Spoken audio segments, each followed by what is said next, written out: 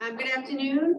I'm going to call this meeting to order. This is a meeting of the School Committee's Building and Finance Subcommittee. This is a remote meeting, although we are meeting here in person at the Gloucester High School Library. Today is Wednesday, May 17, 2023, and the time is 5:02 p.m. As the recent amendments to the open meeting law allows, the school committee will continue to hold meetings remotely. Adequate alternative access to the meeting is provided through the Zoom link. Additionally, all votes taken by the Gloucester School Committee's Building and Finance Subcommittee during this and future meetings will be by roll call vote. At this meeting, there is no public comment, therefore instructions on how to speak to this subcommittee virtually are not issued. If you'd like to address this Gloucester School Committee, please comment at our regular scheduled full school committee meeting, which the next meeting is next Wednesday. First order of business. Oh, introductions. We'll start this way and go around the table. Kathy Clancy, School Committee. Bill Melvin, School Committee. Melissa Friend, School Committee. And Woman Superintendent. Stephanie Frontier, Finance Director. Gary Frisch, CFO. Thank you. CFO Officers Report. Okay, First matter of business. thank you very much. Do you want to put it to the slideshow, or I can, either one? I will if you'd like me to. Yeah, okay. Let me just get my Gmail.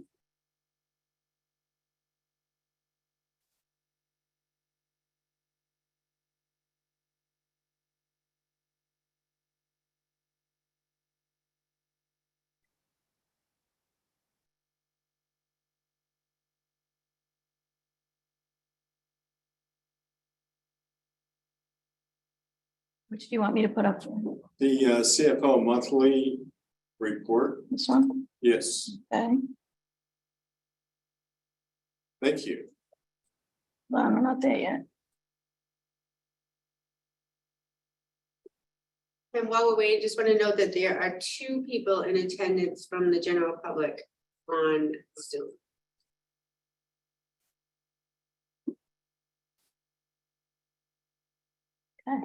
Okay. So if you go to slide 3.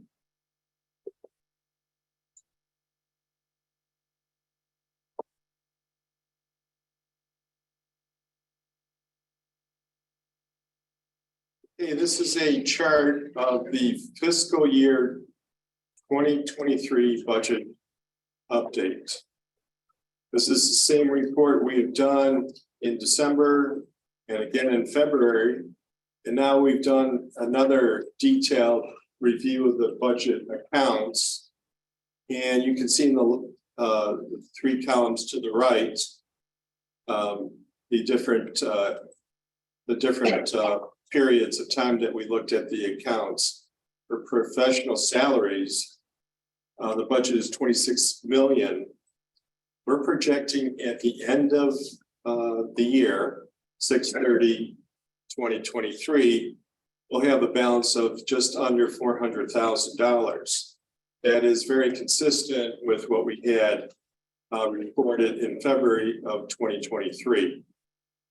The clerical and business is lower by, we're projecting 17,266 at June 30th. We have explanations on the next few slides for each of these categories. L, teachers and other, we're still projecting that we'll be have a budget availability of 142,000 as compared to 250,000 from last period. That'll be a decrease, and we'll get into why that went down. Paras, noon supervisors, again, that is showing about $100,000 decrease, and we'll visit as to why that occurred. We still have the school committee contingency of 200,000. We'll be at the end of at the last agenda item. We'll talk about if we want to move that money to an account in need. Services and out of district transportation. we're looking at an increase of just over $300,000. And we'll again look at the reason why. The supplies and other is very consistent with the past two periods. So most important is the where we're going to end at the end of this fiscal year. We're projecting $1,100,000. That is plus or minus 200,000. So we can increase to 1.3 or decrease down to 900,000. So let's review the reasons why some of the accounts had decreased. Just to remind folks that typically, in the last number of years, the school budget rather, has ended with a surplus. We then transfer to payment or education tuition. Okay, so that's why it does remind knowledge of you members of the public that we anticipate a surplus at the end of the year because we are in the ongoing use of that to pay for school tuition. We actually depend on it. Yeah, we do. Right.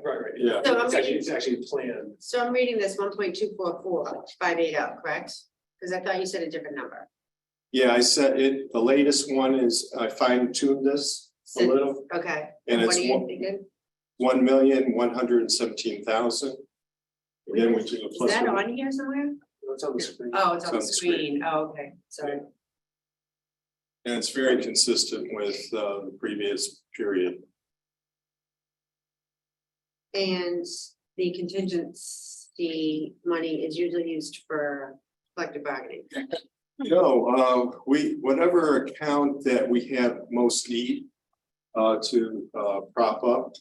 And in this case, it's out of district transportation. Okay, So I'm going to recommend at the end of the agenda that we do a transfer Okay. for that. That's a school committee contingency. Yeah, that's school committee contingency. And we haven't used it at all this year. So typically at the end of the year, we decide where we want to move the money.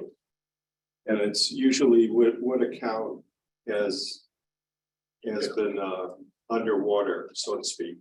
So just so I'm clear, Gary, the 1.117168, that's a surplus that we're anticipating. Yeah, and let me just reiterate what Superintendent just said.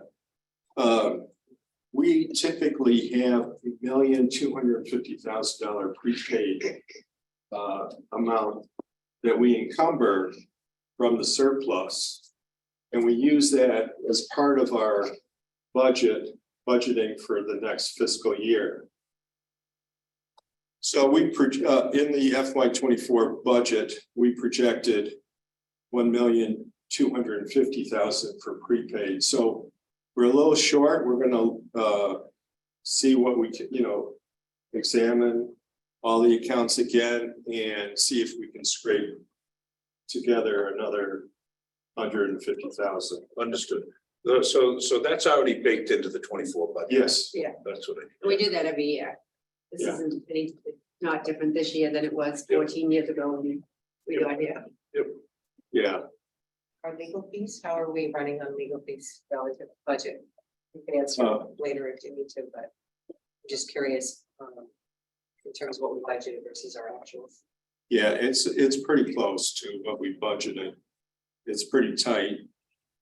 It's been going up each year a little, and we've been increasing that budget each year. Excellent.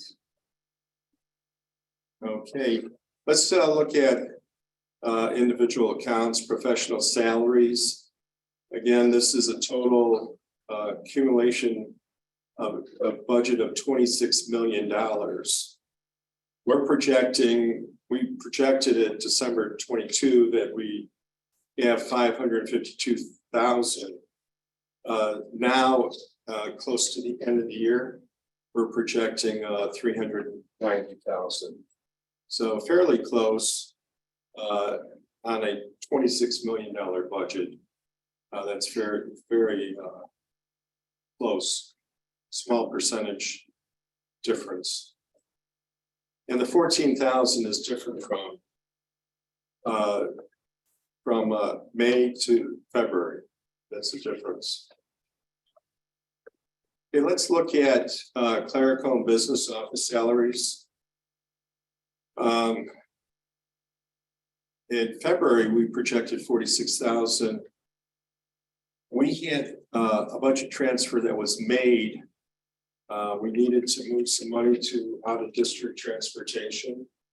Again, that will be a consistent reason because those costs just skyrocketed this fiscal year. We had budgeted 600,000 and change, and the total projected is going to be 1,500,000. So it's a significant increase that we've been working to try to bridge that gap.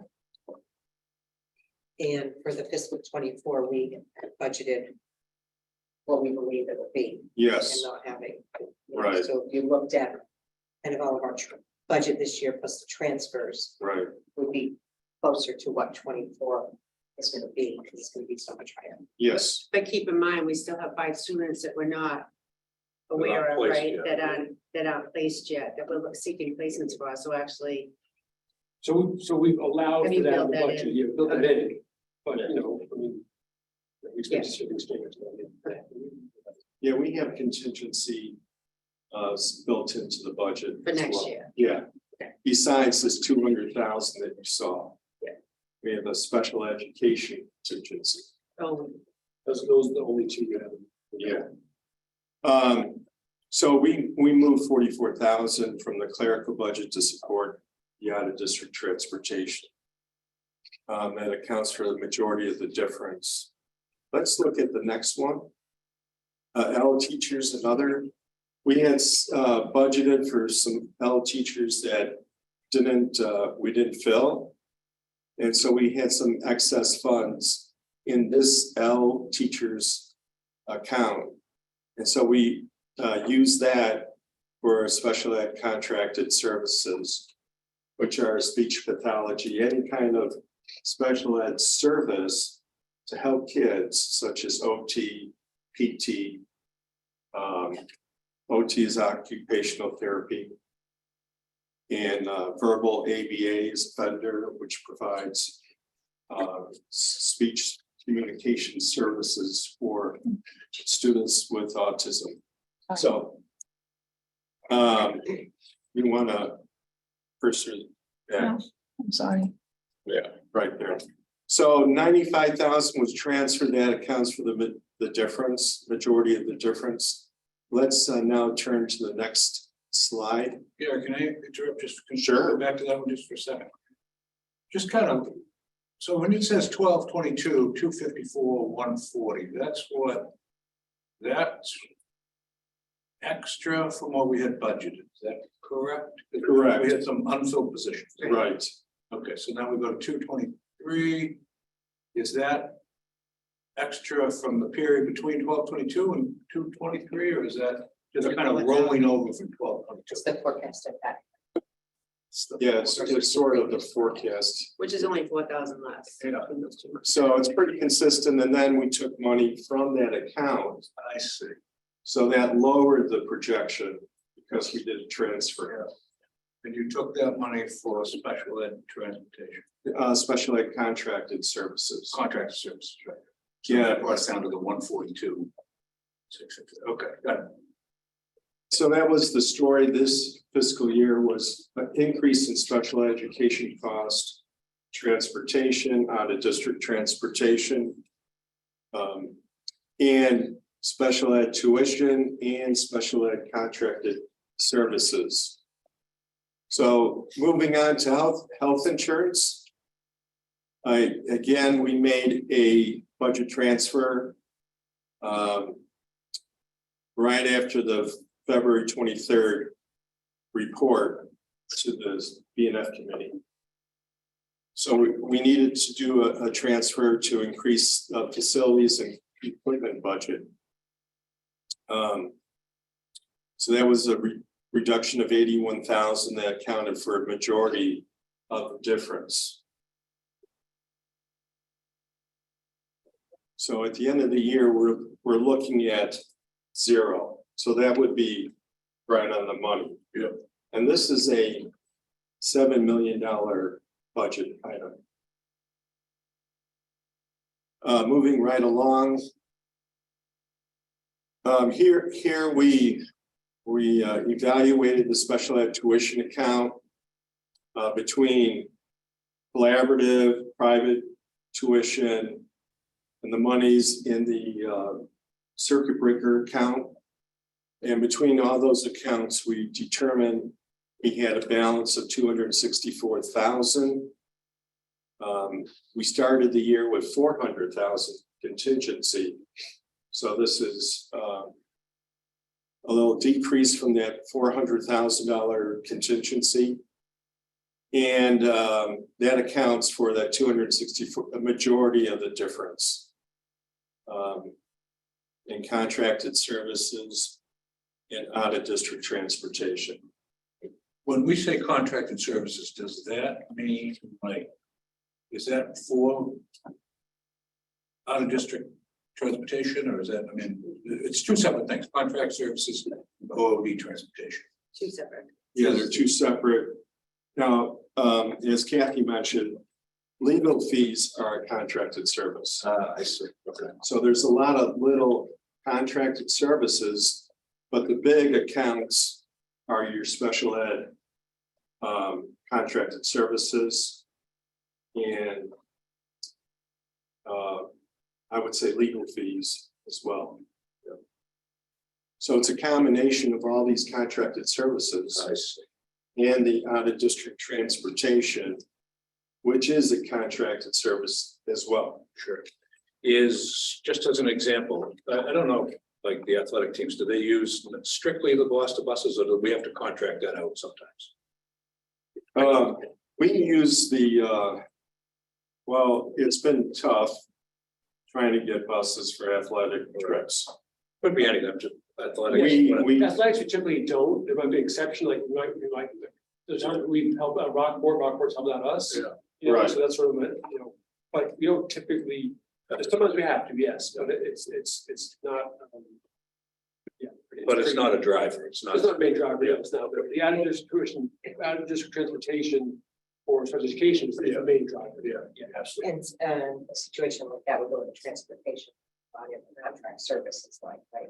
We ended up having to Yeah. contract out bus. Right, It yeah. would go to transportation. Yeah, Alright.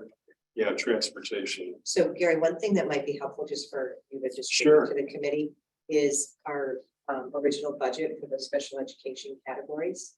And then what increases we made through the year. It doesn't have to be Okay. everyone.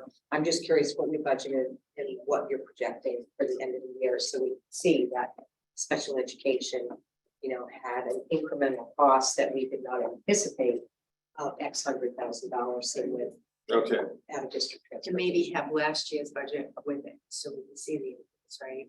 It was last year's actuals. Or the, yeah, FY exactly. Yeah, 22 actuals, versus essentially FY 23. 23 actuals, Yeah. right? And what's helpful, so I think the June meeting, right? Okay. And then what's helpful in terms of categories is the way we present the public hearing budget to you in those categories, or a little more, or just like major categories like special education. What's helpful? I'm thinking just these key ones that have gone way over, Yeah, special okay. education, Yeah, the ones that we really. transportation, out of district. But at the transportation. same time, there's so many different categories, and when we say special ed to a member or of the community that isn't as involved in these conversations, I'm just concerned that they put it all into one budget and they go, oh, that's their special ed budget, when it's actually 5 or 6 different budgets. Yeah, well, whatever line items are the significant line items that have been higher than was projected. you want Like if, something, for instance, health insurance went up by 300 or 400,000, we want to know that. Right, yeah, But it seems that it's concentrated in Right. special but like with education. the contracted services with one title and transportation as another, so that you can see it broken down. Yeah, And that's a good point, because I've actually had some conversations with some residents about the transportation, and they do have a tendency. Tendency is just to kind of group it all together. Exactly. And I've actually tried to do some homework on it, just so Dive that into I'm it. speaking clearly about it, but Yeah. it can be very, very And confusing. didn't we go from like 30% to 60% increase over the past year or two? Special, On transportation? just in general for student population and special ed. Oh, no, Wasn't it a big jump? no, we've been held steady in the pretender students. Yes. Who are students with disabilities. Yeah. No, we've been in the 28%, plus or minus a little bit, yeah, we're I still. thought I heard a higher number the other presentation. We've had a Okay. specific number of, students who are, I mean, this year, not only in Gloucester, there have been more students who needed managed replacements, but not Not that. percentage impact, it's just a small number. I thought I had checked it down at like 60%. I was surprised.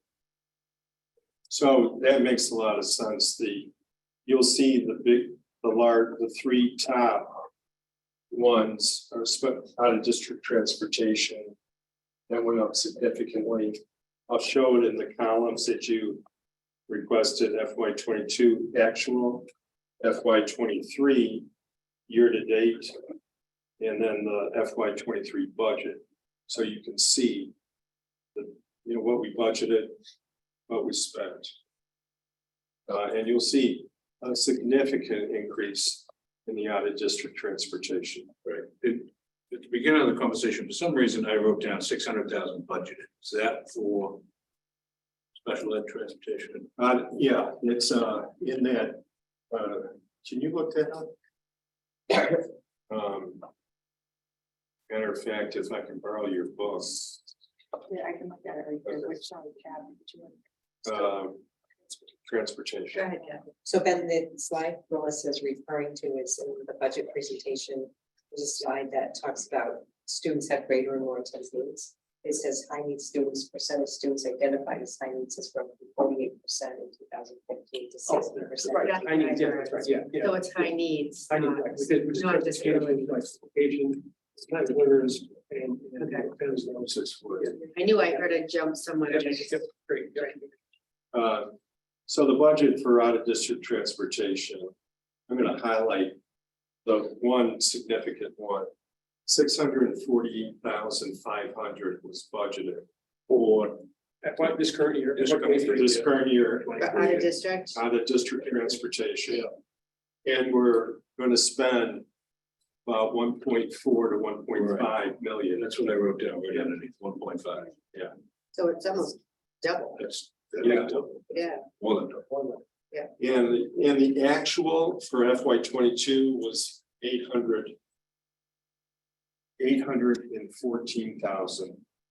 814,727. Fiscal year 22. Yeah. We're still in 23. Are we gonna? Perfect. And we're not even at the end of the year yet. Yeah, that was my next question. 6 weeks, well, 6 weeks, 5 weeks, 20 days. Closing it. Someone, and a retired teacher said 20 days yesterday. So that's an example of what you're looking for. And I'll do it again for the other top 5 accounts. Yeah, I just think it's really important that everybody understands that that's a huge. Yeah. For the benefit. I like that. Right, and it impacts FY 23. Yeah. Because how you prepay it will always impact, following the budget. So that's about $600,000 from last year. So Great, you can go to the next slide. you can see that FY 24, we had a budget now, we had to consider 1.5 as the That's the new number. benchmark. Yeah, the new benchmark. Yeah. So supplies and other very small difference, 32,591. And that rounds out the categories that we had in the first budget presentation. You First tell me budget the slide. food service equipment fund, what it was used for? Yeah, these were charges for repairs to the refrigeration. Okay. So we're gonna move that from the operating to the food service fund.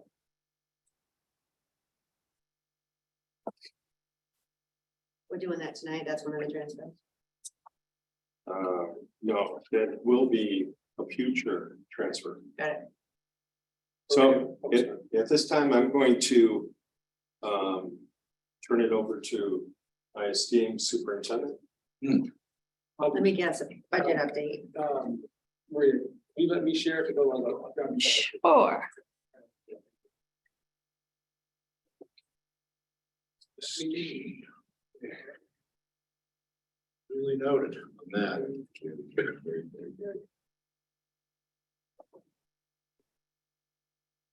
So I'm gonna give folks an update on, give the three of you, and then just want to get a quick update on very much with for product development. And I'm gonna skip a lot of things and just highlight a few key things because what's pretty clear is that there's lots changed.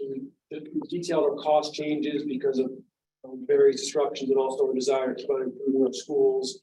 But then the other piece, which I think is more complicated, I think you folks understand it, but I want to make sure that we're saying it in a way that the general public, but also city council, other folks understand it, is the funding side, the revenue side.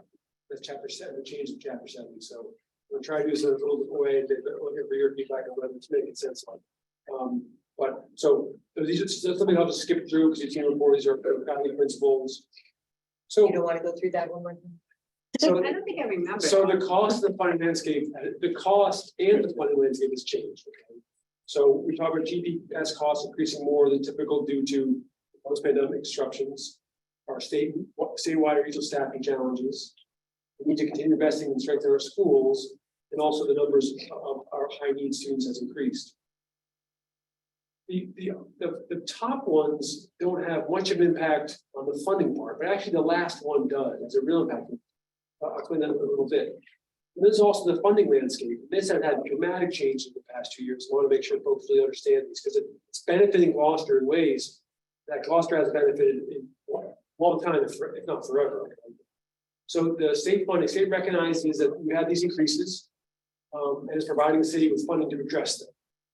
So first and foremost, the Student Opportunity Act update, the Chapter 70 funding formula. That's the main funding formula of funding mechanism from the state to the cities. It's benefiting Gloucester actually more than other cities and towns. The funding formula has been changed dramatically, as I'll talk about, and many cities and towns actually aren't, many towns aren't benefiting. The cost certainly is, and more so than many others, which is great. As long as they use those dollars wisely, have access to them and use them wisely. So again, between FY23 and FY24, so last year and this year, state funding for our schools has increased dramatically. And so far, the students in schools aren't yet benefiting fully from the funding increase. I'll explain that in a moment too. So I won't go through this thing, but just that the summary that you heard plenty of is the post-pandemic disruption. So that's the development of, really seeing increased needs among our students, and that's mental health and special education. Kids with behavioral and complex needs related to coming out of the pandemic. We're experiencing that. Districts and schools across the Commonwealth experiencing it. That is a very common experience, but it's hitting all of us pretty hard. And because of that, there are low costs attached to those things. And then there's inflation and cost spikes hitting district tuition and also principally. Those are really very much pandemic-related disruptions. Our staffing challenges, so many sectors across our economy are having those staffing challenges. Public schools are definitely having those, and particularly in areas such as that are hard to get usually, such as education, English learners, transportation, and food service paraprofessionals. Those ones are typically hard to come by in terms of employees and staffing, but they are now and have been for a couple of years. That means that we're having much more competitive hiring landscape, and that's driving the market and driving salaries to stay competitive. And also staffing challenges, we know partly because of the last couple of years and the changing needs among our students, but also just trying to catch up on some things. We need to really invest further in professional development for a variety of staff roles. So those are sort of things that are some of the external that are happening to us and driving up costs. But then also we want to continue to strengthen our programs. Three primary areas really are continue to strengthen O'Malley after years of inadequate support from the district in terms of curriculum instruction and student belonging. Continue to strengthen and expand our career voc tech program. And then also continue the curriculum instruction and intervention improvements we've been, that have been in place for a number of years in elementary school and really working towards at the high school as well. And that's crucial piece. So those costs, the cost increase we've seen are up to over $5 million. We're going through, let's include salary increases across all of our staff, health insurance increases, they're pretty typical, but then also the 3 areas I just described. We have offsets, so health insurance, circuit breaker, these are other funding sources or ways to allocate our funds to reduce our new costs, our additional costs.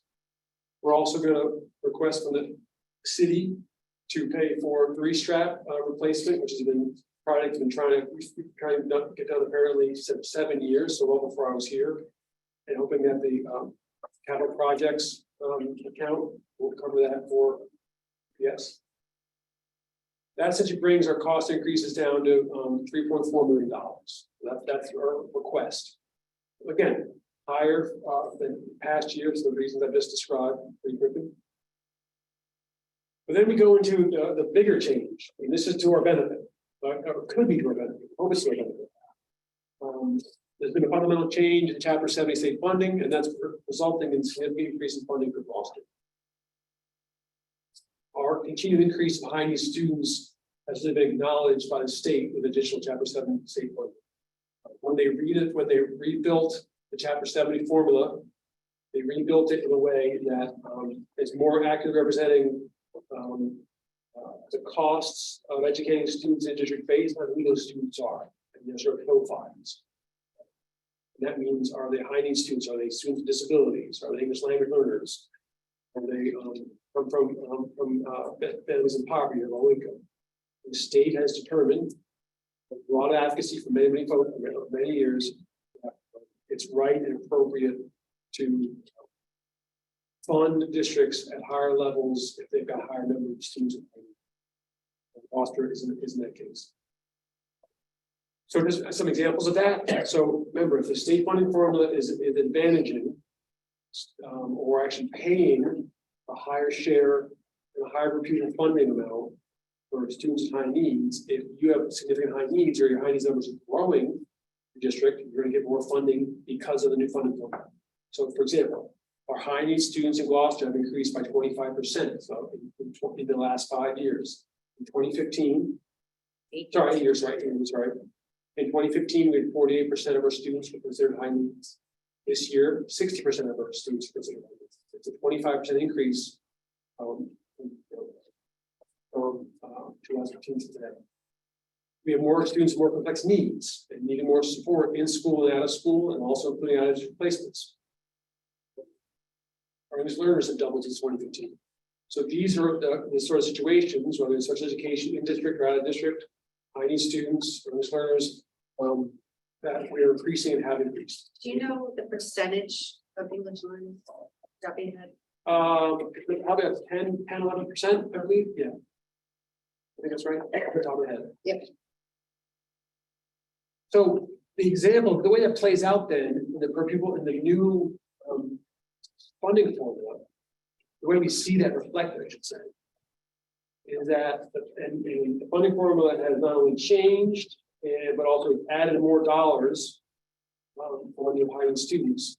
That the state funding formula has determined over the last 2 years that our per pupil allotment, our per pupil cost, has increased by $2,400 per pupil. When you multiply that by our number of students, that's a big increase in dollars. It's doing that in large part, it's recognizing additional costs of providing necessary services for students. That creates a positive impact on Gloucester. So just in terms of the words here, last year, for this current fiscal year FY23, the city of Gloucester received $2.77 million more than did from the state the prior year.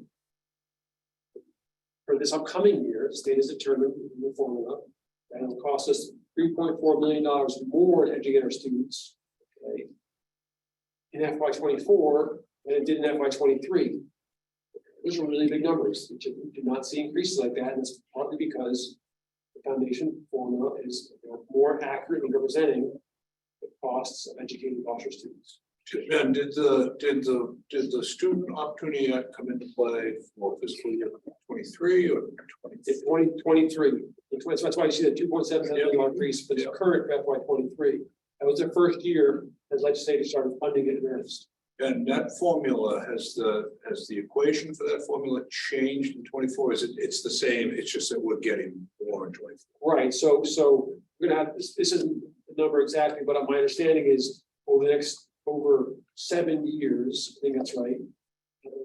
That the state legislature is gonna be putting, I think, $1 billion more into funding municipalities, for their for their reimbursement for education. So that's happening over time, a larger number last year, and then it's gonna be increasing over time, but that's, I think I have those numbers right, 7 years and a bit more. So when the Student Opportunity Act was passed, I believe it was in, I want to say 2019, I'm not quite sure. The question was, will the legislature fund it? Right? They passed it, they're essentially, expected to, and they've been coming through. And that's a big deal. And it took them a little while to start funding. Yeah, So it yeah. passed, Right. So from 2019 to 2023, everybody's waiting for everybody's it waiting. to be funded. What? Because that's, originally at the state, they'd say, let's do this, pending funding sources. Right, And thank you. It's coming. Yeah, the idea was to phase it in. Yeah. Over seven years. Yeah. So for example, when we got $2.77 million in additional funding for FY 23, they said they would continue it this upcoming year and then give us additional, and they did. And we weren't sure about that until literally about this, and it's still not done because the state budget is being still developed and agreed upon, but that's what the estimates this show. I have a question for Gary. Last year, remind me how much of an increase, how much funding we got from the city? We received about 1.7 billion, approximately 1.75. Which was a $400,000 previous year.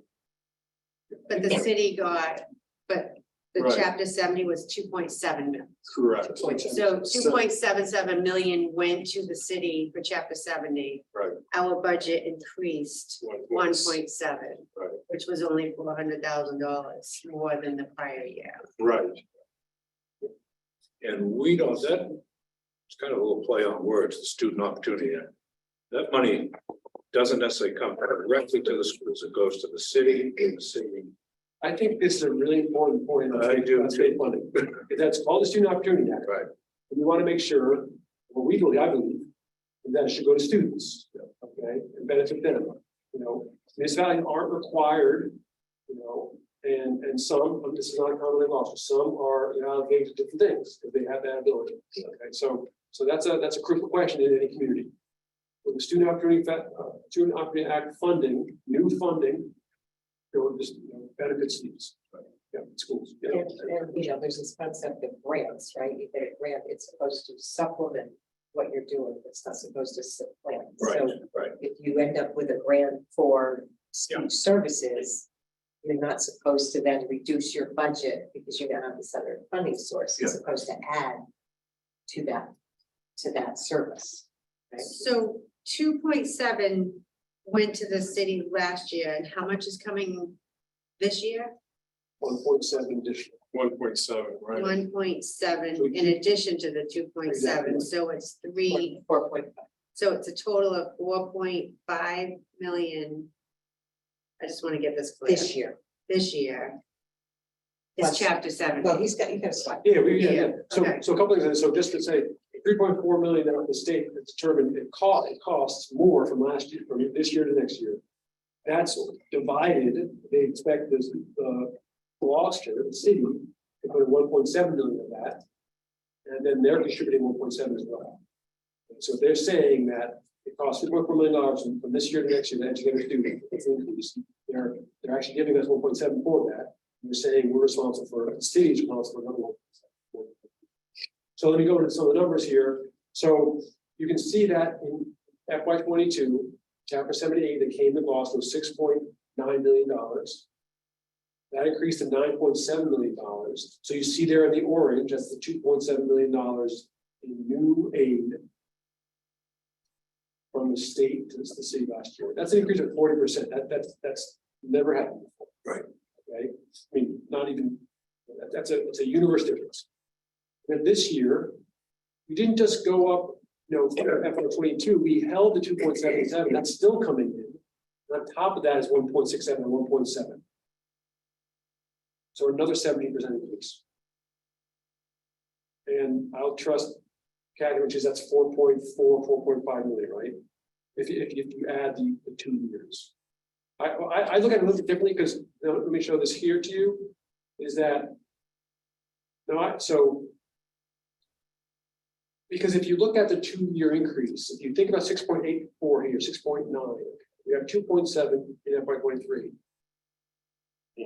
We also got the 2.7 again, plus an additional 1.7. Okay, so across 2 years, if we stayed at the $6.9 million funding for FY23 and FY24, but we didn't. Since then, we had $7.2 million come into the city. FY24 is expected, okay, above the levels of FY22. Now, our increase last year, now I have it as $500,000 from 1.25 to 1.75 in FY22-25. So you talk about increases alone, the incremental increase for from the year FY22 to FY23, so we're going from 1.25 million to 1.75 million, $100,000. Okay, and then we're proposing on top of this, on top of our increase last year, another 1.6. So this folks proposed. If you combine those two increases above what we have been getting, you're talking 2.1 increases versus in terms of what we're requesting over and above what we received in FY22. Okay. And what the city got over and above what they got in FY22 is 7.2. So the way I see it Yeah. is 2.77 million came in last year. Yep. Which was a 40% increase over the year before, Right, 2.77. Our increase was only 400,000 more, even though the city got 40% more in chapter 70. We got $400,000 increase in our budget last year. City got 2.7 million in the chapter 70, That's right. up 40%. And then this year, chapter 70 is an additional 17% higher at 11.3 million going to the city. right. Right, And we're asking for 1 point, Above last year. well, above last year, 1.7. so it's a 1.65. plus we're asking the 1.7. So we're asking 3. We're asking to keep what we got last year, 1.7 increase. Yeah, And add to and that add to that, 1.6. So they're getting 2 million more almost, and we're asking for 1.7. I think it's important to use as the point of reference fiscal year 22. Because chapter 70 had been so underfunded and out of date in terms of inflation, in terms of the assumptions on percent of children that are special education. And other factors in that formula. So you'll see that there were years we got like $40,000 increase in chapter 70, even though health insurance alone would be going up hundreds of thousands back in some of those years.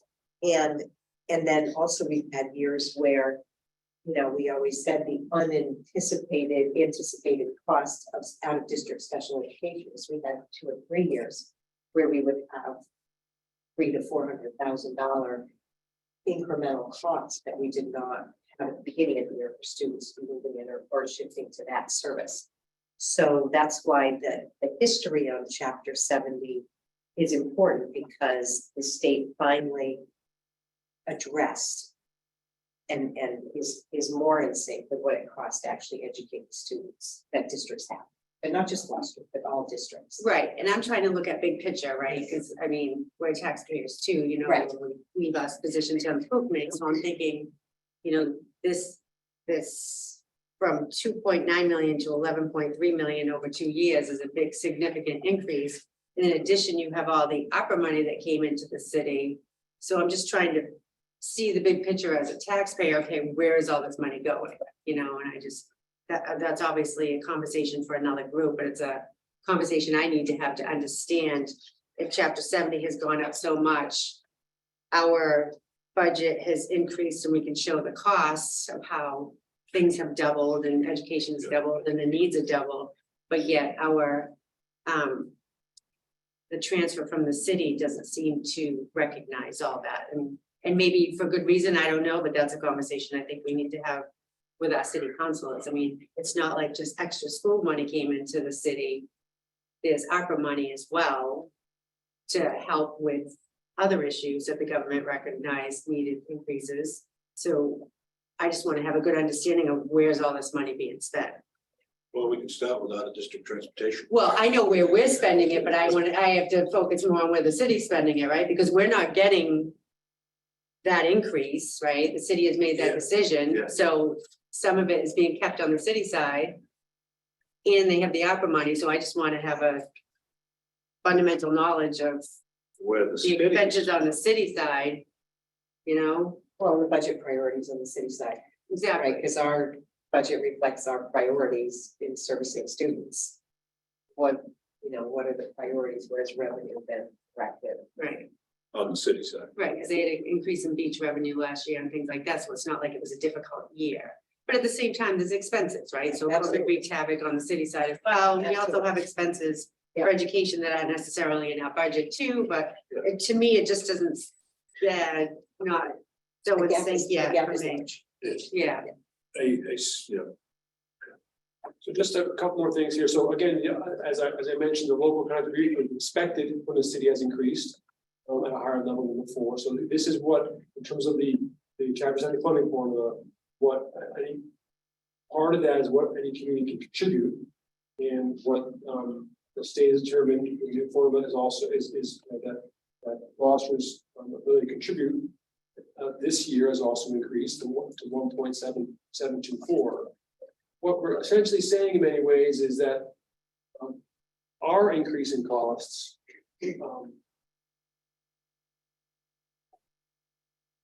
that we've detailed requires for this year the full amount of what the state expects Gloucester to contribute, $1.7 billion, and the full amount of what the chapter 8 is coming from the state, which is 1.6. That matches a request for a budget increase, which is $3.4 million. And then that's. I'm really asking, really requesting the amount that matches what the state says is our expected increase in funding. And that's combined from the local, it's from the city and also from the state. And that'll be there. So a few other summaries here. These are things you've already seen. Just to go through them. What that leads us to, though, is a situation we're in right now, because the budgets are public. We want to go through my budget request. Obviously, we just summarized that $3.4 million based on this increase in costs, increase in demand. The mayor's budget request is possible to listen. So you see that there's between my recommended budget to you, the mayor's recommended increase to the city council. It's recommended $2.75 million, which in any other year that would be very pleased with that. This year is a very different year than we've had, as I explained thoroughly. That gap right now is currently $650,000.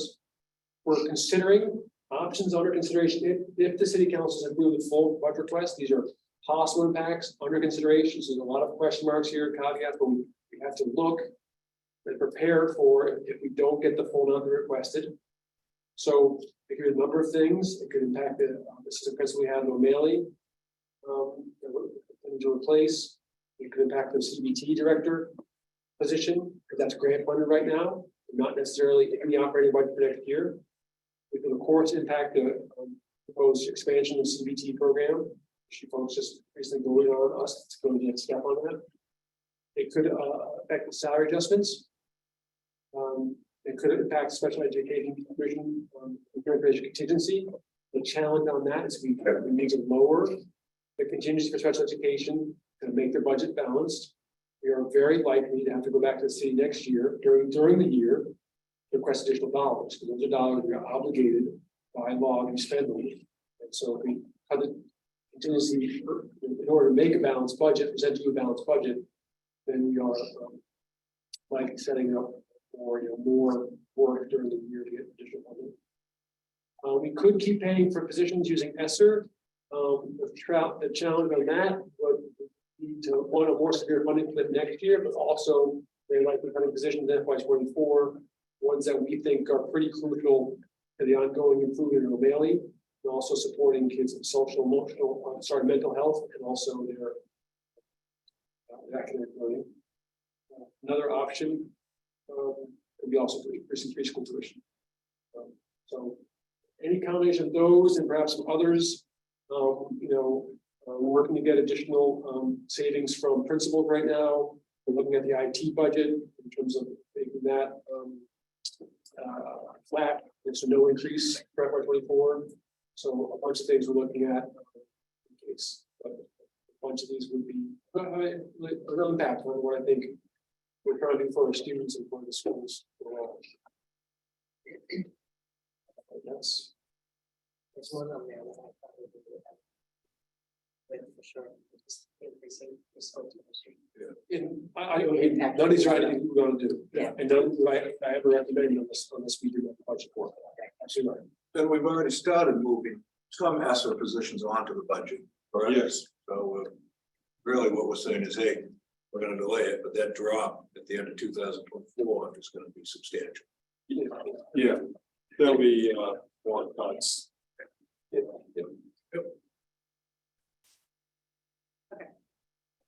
All right. Thank you, I think. Um, Capital projects. Window replacement. oh, are you transfers? You have transfers? Yeah, that's afterwards. That's actually. Oh, okay. Yeah, great. Let me just get it out. Oh, shoot, I got copies of these. Share with folks.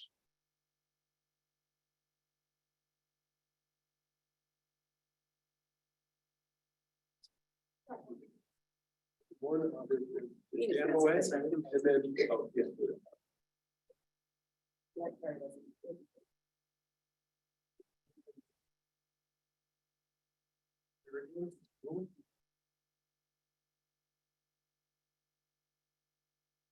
Okay, so I'm sort of annual or spring update. In the fall, we give the school committee update on, was able to be accounted for the summertime. The springtime, we give update on our capital planning, what was DPW and what's to come. Oh, no, sorry, what we also covered during the school year, because it's quite a bit. So I'll give you a reminder of capital planning goal, the multi-year goal, how we plan, highlights of progress made during this fiscal year, highlight the planned capital improvements for the summertime, and then looking forward, and then we do an update on the O'Malley project. So capital planning goals are that we continue to provide heating in the city, the public works, and the schools. Continue to provide high-quality school facilities that support learning, student engagement, and high-quality instruction. And we have a rolling 5-year capital facilities plan in place that's revised annually. It doesn't sit on the shelf. It allows the city, Department of Public Works, and the schools to effectively plan, prepare for, and fund capital improvements on an ongoing basis. And then by doing both those things, the city, DPW, and GPS can maximize their facility lifespans by maintaining building infrastructure through regular maintenance, repair, and upgrades. So I'll talk about how we're doing on that. Last year, we developed a list of capital projects and maintenance in the next 3 years. We did that in collaboration with principals, transportation, IT, food service, also DPW. We presented that plan to all of you, you and the full committee. With anticipated costs and timeline when we do them.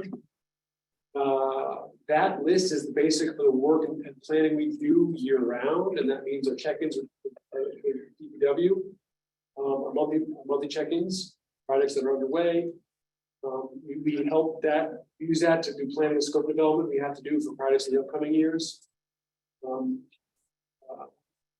then we also work with DPW and the city to collaborate funding, and that could be something that's included in the city's capital budget, could be included in our capital budget, could be DPW's request to the city, its cooperating budget, and also in some cases, it's funding us.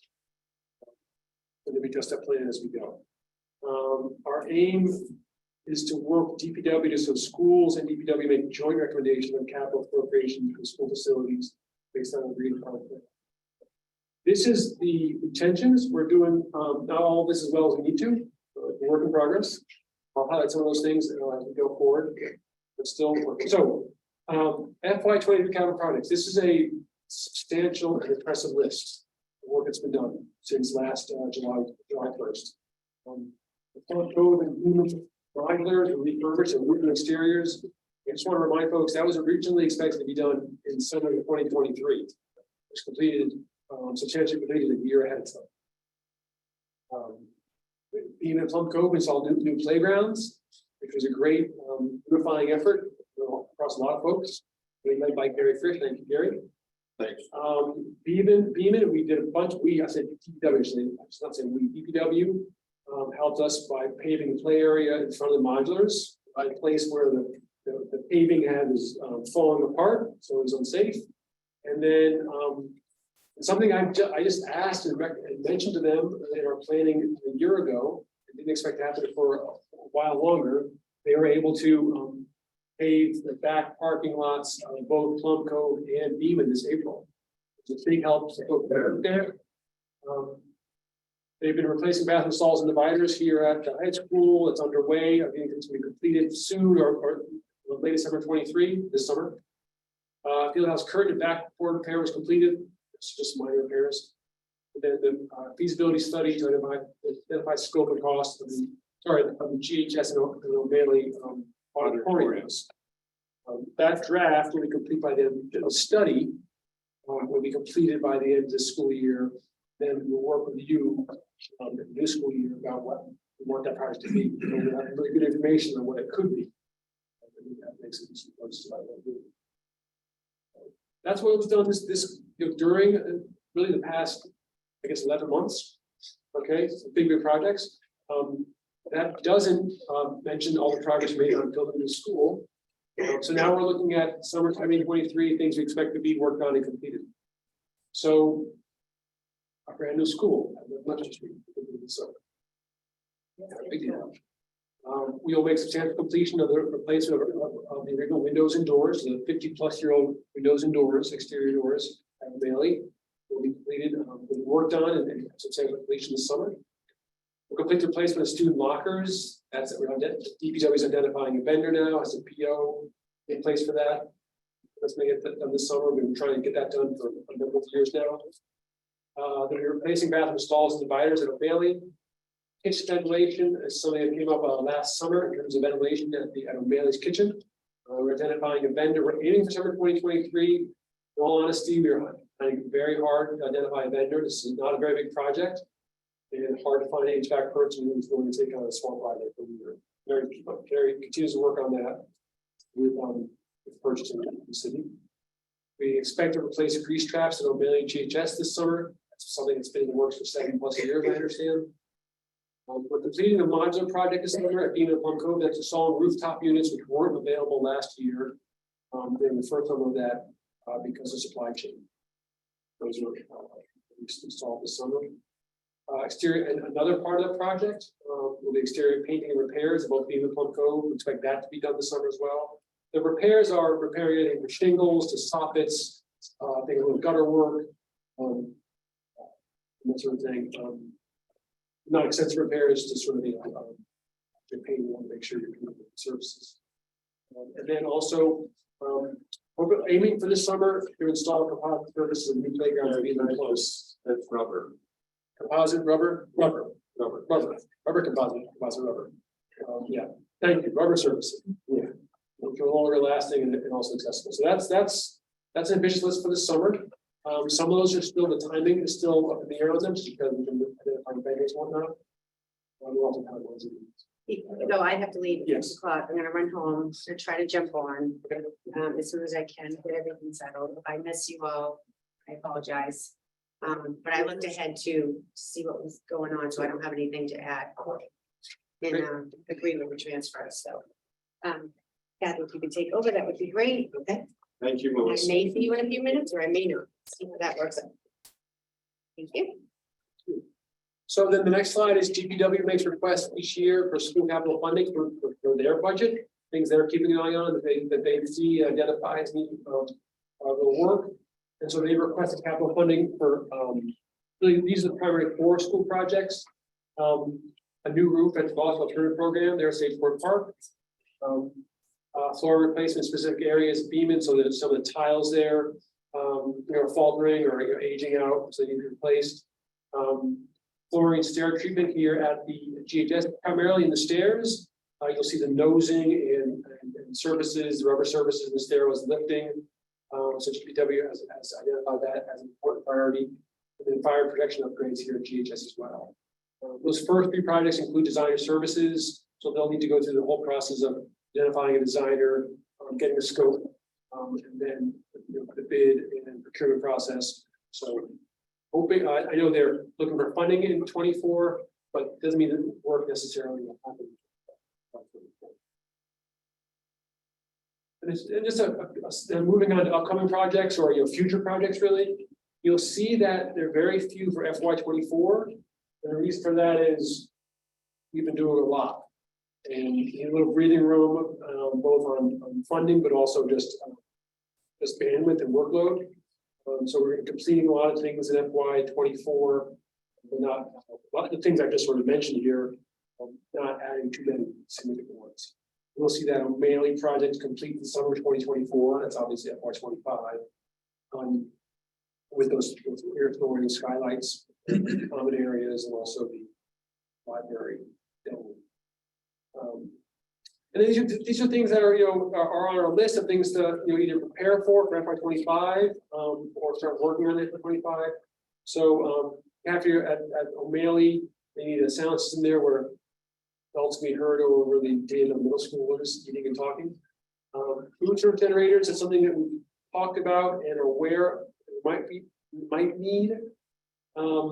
Not an easy project, not a simple one, but we want to bring on a new food service director and see what she really thinks about the exact need there.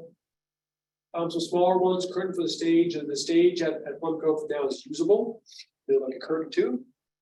So With these blasters. Curtain, is that something that could be? that's a good idea. It's a very good one. Well, Okay, someone's got to give me that one. East We did Boston. something similar with West Parish too, something that they had that might have got East Gloucester. So is the curtains fairly new? Is that what you're saying?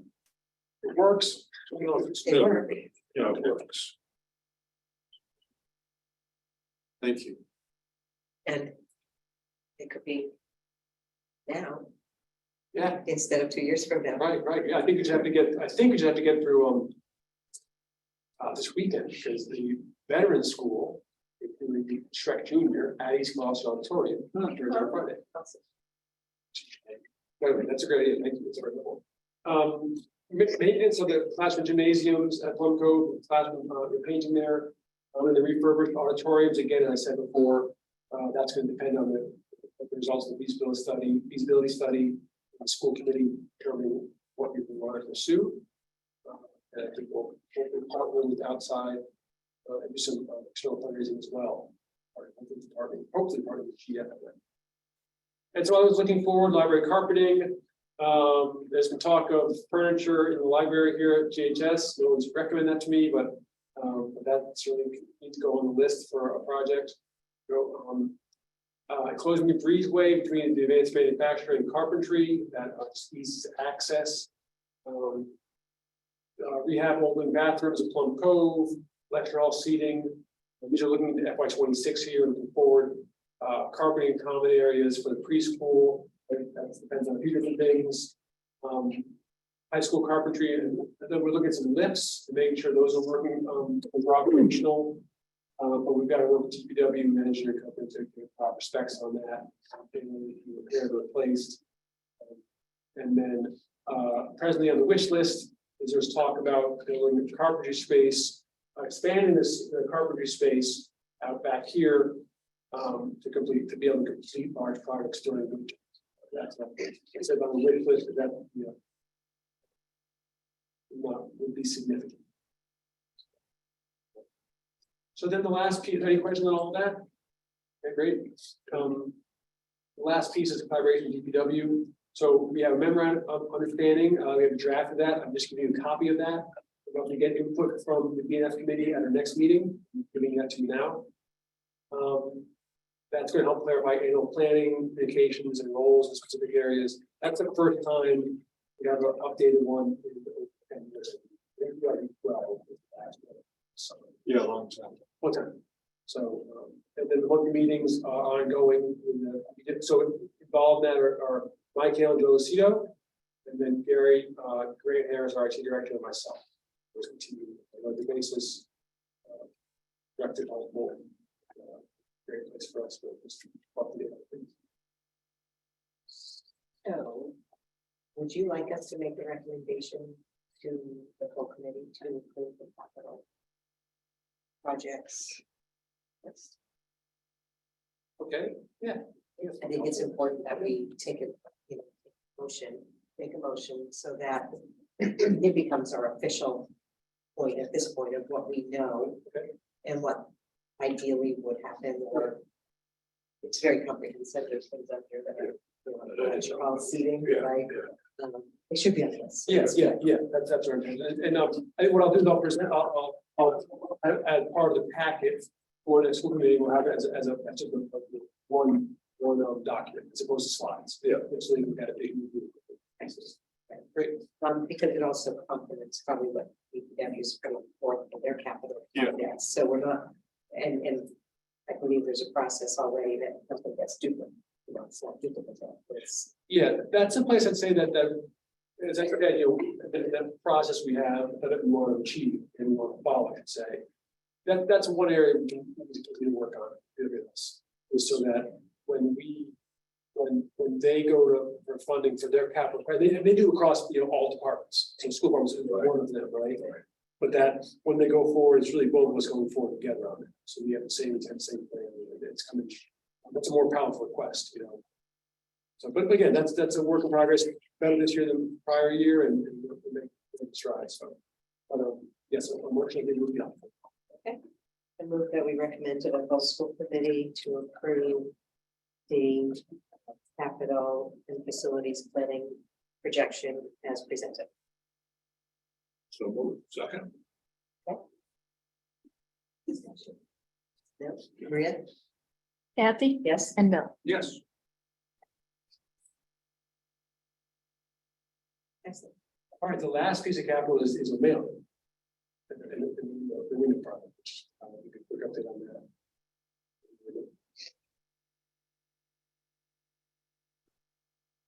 It's all good.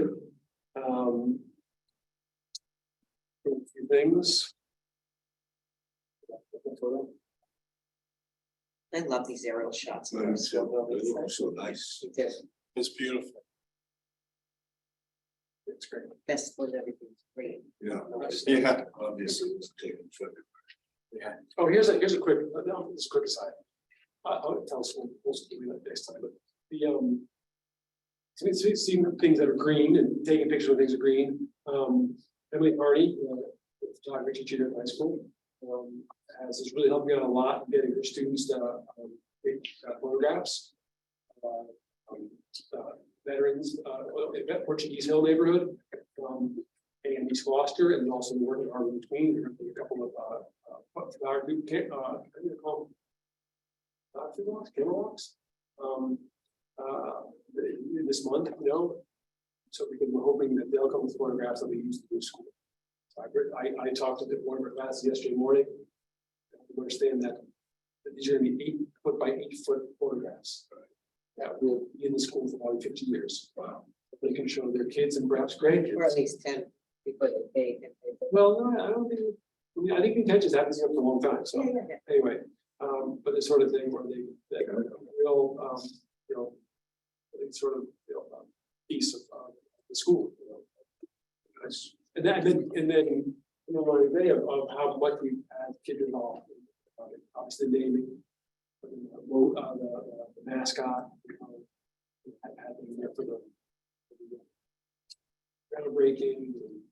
And the high school kids went over. Yeah, to I just see right. The project. Yep, they're almost done with the sheds that they're doing the project, so anyway, just a lot of involvement. For that project. Anyway, but this is another significant one, it's being supported by MSBA. So we're, heading towards construction. And also just the federal contractor has been selected, Lambrian. They worked on these veterans, the windows and doors have been ordered, that's all good. The funding agreement is in place with MSBA, submitted to them on April 13th for full execution. Some of the key dates, so materials purchasing and fabrication in March. Now, in June, windows will arrive at the beginning of June 2020. June next month. And curtain walls will be arriving in July 23, July, and then beginning of July, storefronts mid-July. What are storefronts? Storefronts are doorways, essentially. If you think our entryway projects at both schools, that's sort of the opening piece that has windows and doors combined.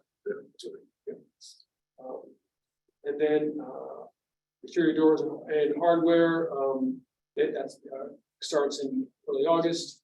And the door access security is at the same time as those. So those are all happening.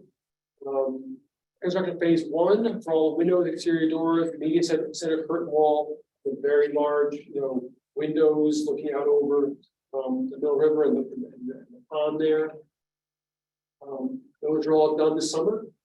The dome and the clear story materials. Clear story materials are the sort of the skylights that are in the hallways, the cafeteria, and the conference area. You look up, you see them sort of like they form like the corner of those High windows. very high windows, exactly. They're ordered now or this summer, and then they're stored moving forward. That way we get this year's prices as well as next year's prices. And then next summer, those will be then installed. Goes out fall 2024. So similar to what we did with the modulars at Beaman Point Cove, did most of the work last summer and finished up this summer. We're prioritizing the public spaces, which means the classrooms, the hallways, and the library. Maybe the stairwells are prioritized. There's a lot of glass in this building. Yeah. It's a big building. Sometimes we do know that some of the classrooms don't have as many windows as we like, but there's still a lot of glass all over the place. Yeah, I just want to interject that the reason why we're doing the public spaces is a prioritized item is because we want to do it in the summer where the kids aren't there. And we're phasing because of course we have O'Malley Academy this summer. So early on, I think it was January, we're already looking at what rooms are available to have kids in, and then how do we shift them once work is done. Good. Existing conditions site walk is next week. We have another meeting tomorrow. We have lots of meetings on this, and then and that's going to help us planning with staff on what needs to be done. So rooms don't need to be packed up like that, but since we wait for windows. Similar to I think when we were doing some work on heating ventilations. We'll give them really clear directions on what things need. There's a timeline, I'm sure I want to go over this, but it's in the Windows systems beginning in June and continuing to August. There'll probably be some minor construction this fall, but that'll be second shift in our school breaks. And then next We we talk then about, I noticed one of your slides said excluding, is that part of the card readers or something? Or? No, so there's a couple things, so we took out, back here. We took, some of the scope of work related to the lighting in the card readers and some of the lighting in the cafeteria. Curious. Because the lighting and the window, the ceiling and the windows are integrated in a way that there's less work has to be done when you replace the windows. And at that point, we also had scope related to the door access controls. Right. We pulled that and changed the scope because it wasn't what was being bid, wasn't what we needed or anticipated. And then rebid that. So that's been rebid. I think is under contract now, or at least they've completed the bidding process.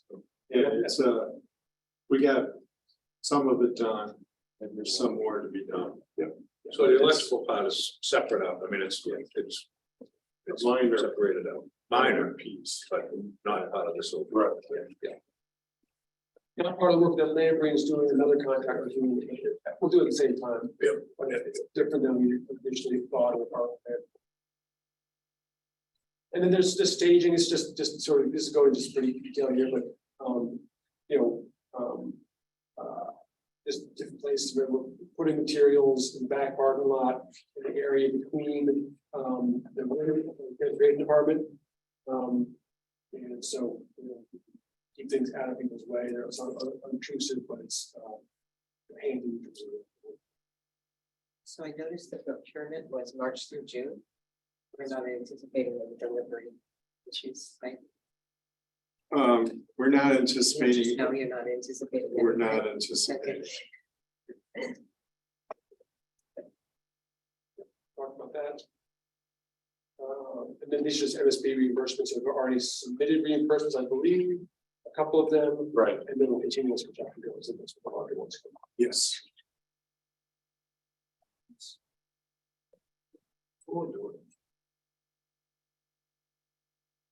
I hope it's one of those projects that it's not like putting on a new roof where only one person who sees your roof will say, nice roof. There is some possibility of that. I'm Right. hoping the windows are like, wow, Yeah. these are really nice. Yeah, I think I think they'll feel the difference. Yeah, that's great. They will in terms of climate control, definitely. Yeah. Yeah. And they also, and I think from inside out, you probably notice. Yeah. I just don't know if outside in, you will, but to be, right? So, There's so many window projects in like old brick buildings that really just make the building. Right. this Yeah. pop all over it. Yeah, so, yeah, that would be great. It's, the city obviously investing, $1 million on this, the state obviously is investing more than that. Yeah. We have, I think, almost 60% reimbursement. So it would be nice that you said it.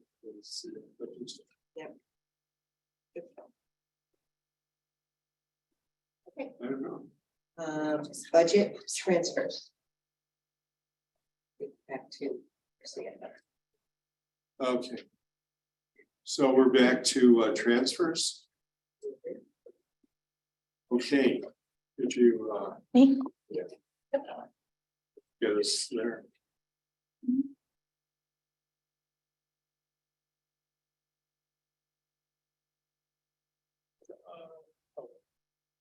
Is it on your presentation or is it here? What do you want? On the presentation, Oh, at the end of the presentation. this, yeah. The CFO. The bigger numbers. this on one? this. Yeah, just gotta go towards the end. Okay. Very good. Go back to.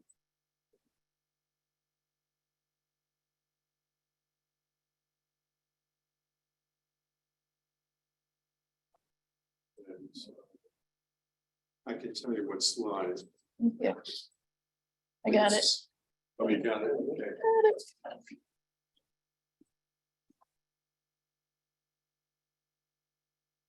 Okay. So we have 3 slides to review.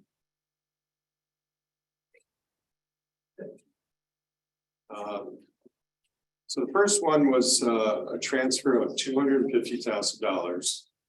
And it was simply moving budget from one special ed tuition account to another special ed tuition account. Non-public, which is private, from private to the collaborative, which we have with the North Shore Educational Cooperative Consortium. So that was a pretty insignificant move. Let's go to the next one. Do you budget, you budget on each line item though, right? I mean, I know you give us a total Yeah, when we do the budget. right. You try to get the Try to do the it, breakout, right, yeah. That's what you're moving it to the. Yeah. profit breakout. exactly. Just because I'm curious, Gary, what facilitates the transfer to the collaborative? Do we have more students going there? Do we have? You haven't had motion in place. The consortium has been quite helpful to us in a number of ways. This year, it always is, but this year, unfortunately, there have been a number of times where we've put in place other students there this year and haven't been able to, and I've been talking about that quite a bit, or at least at the board level. But even despite the fact that we didn't get everyone going in place there, we did have. They've been very helpful to us.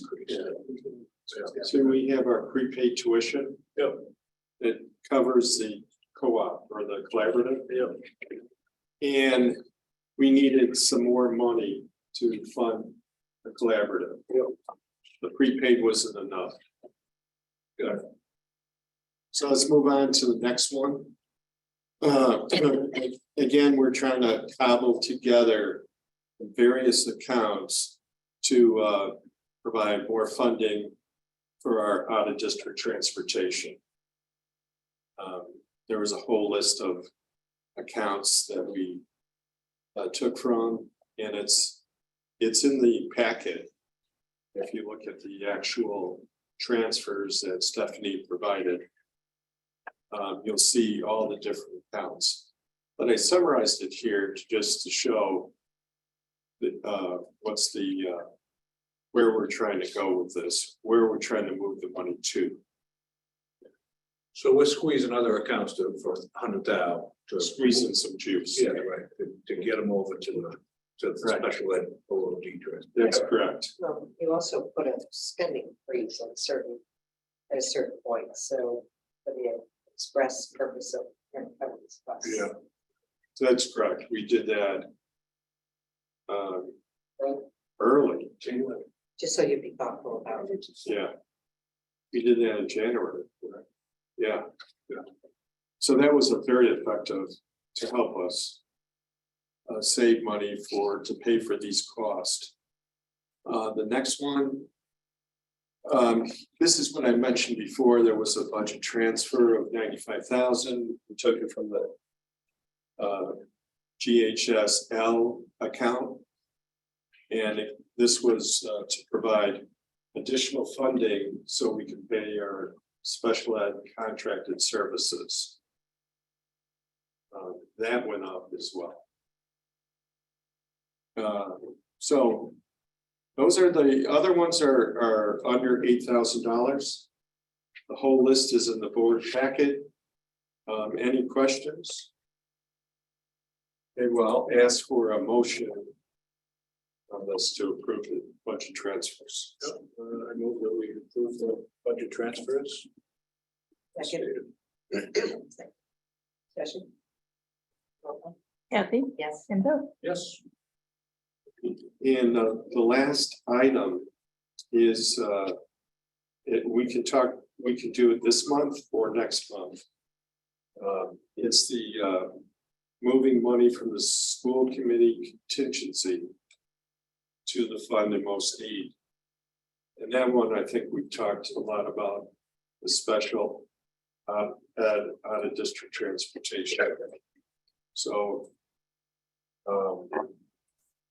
any questions?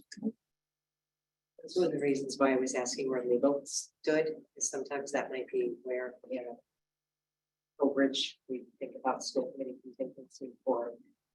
Yeah. something like that, but, Let me look that up. You said, I think you said we're pretty close. We're not that far out of the Right. budget. Right. And I can look it up and look exactly.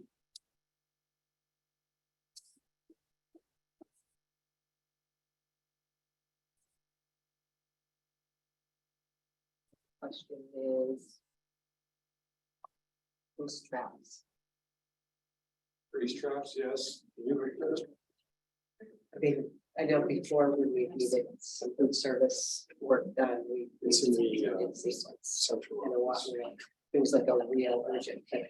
That's a bigger project than food traps. It Our is, Contingency could cover. it. yes, I think that's right, and you know, what I'm really focused on is prepay. Yeah. You know, because of the Because we impact need of it. the budget. You know, so I think that's a. You know, that. You know, that's. We need to throw off grease traps. Okay. Good. Oh, do we, here we have. The budget was, thank you. Why don't you say that? Sure, so the original budget that was voted was 59,700. We have, out of all that, we have a remainder of 3,780. That includes the encumbrances of 37,905. So we're in decent shape right now. And we typically end the year around what we have available right now unencumbered. Okay, so. Thank you. Skip. So the motion is to, I move to recommend to the full school committee that we Grant, transfer the school committee contingency to special education out of district. Is that how you want the motion, or do you want it? yeah, special ed out of district transportation. Second. Is there an amount? Up 200,000. 200,000. We haven't used any of 200,000. it this year.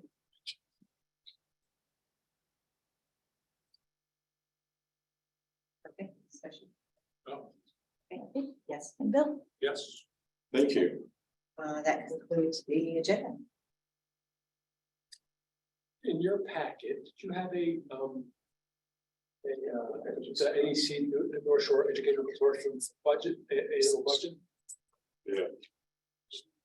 In our packet? Yeah, your packet. Yeah, right. All right, then I'll make sure you get that next week. It's gonna include respond on it. They're not going up 14%.